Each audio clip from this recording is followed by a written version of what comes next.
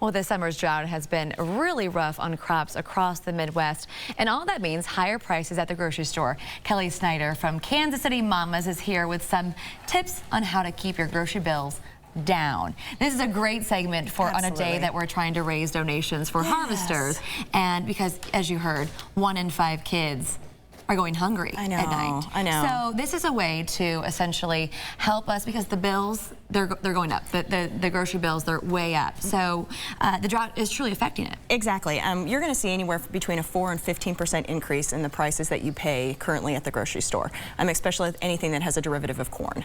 And so, which is a lot. Which is about everything, to be quite honest. And so what that accumulates to is about $50 for the average family per month. And when families are already strapped, it's kind of hard to add that extra 50 bucks in just to feed your family. So we're going to talk about some ways that you can insulate your grocery budget from that $50. Okay, how can you stick to your budget first of all? What's a great way to do that? The best way to stick to your budget, honestly, is to plan ahead, to always try to understand where you're buying and what you're buying. And we'll talk about some other kind of things. I always say have a price book, as something we talk about on Kansas City Mamas quite often, which is that you want to be able to be an educated consumer when you buy items. Fantastic. Okay, you have some products you brought. I do.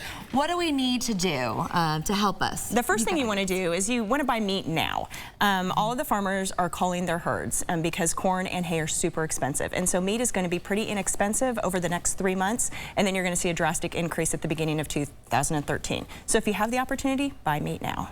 Buy meat now, put it in the freezer. Absolutely. And then thaw it for a couple months down the road. Exactly. Fantastic. Okay, so what's the next thing you can do? The other thing is to try vegetarian recipes. And I know vegetarian recipes have come a long way in the last 5 to 10 years. No longer is it just, we always think about tofu. And believe me, I have a rancher for a husband, and so like he loves meat. And so there are a lot of vegetarian recipes that are definitely what I call man approved. So just man approved. I love it. So get creative. I love black beans. I love garbanzo beans or chickpeas. Wild grain rice is another alternative. So try to look for some more vegetarian because it's going to keep your costs down. And these can be pretty filling. Absolutely. I love black beans. I do too. Addicted to them. Addicted. So, and you actually like the Goya, right? Goya is the best brand ever.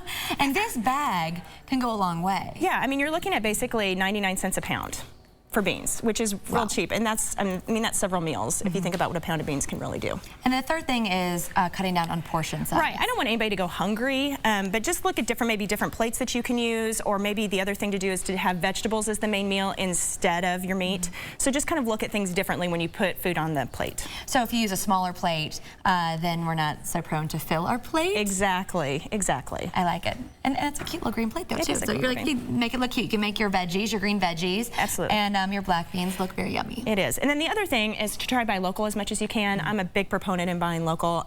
You're going to have less transportation costs than normal, and then the other thing is that you are supporting the local farmers, which I think is awesome, and you get better produce overall. Great advice, Kelly. Where can folks find you? www.kansascitymamas.com. We appreciate it.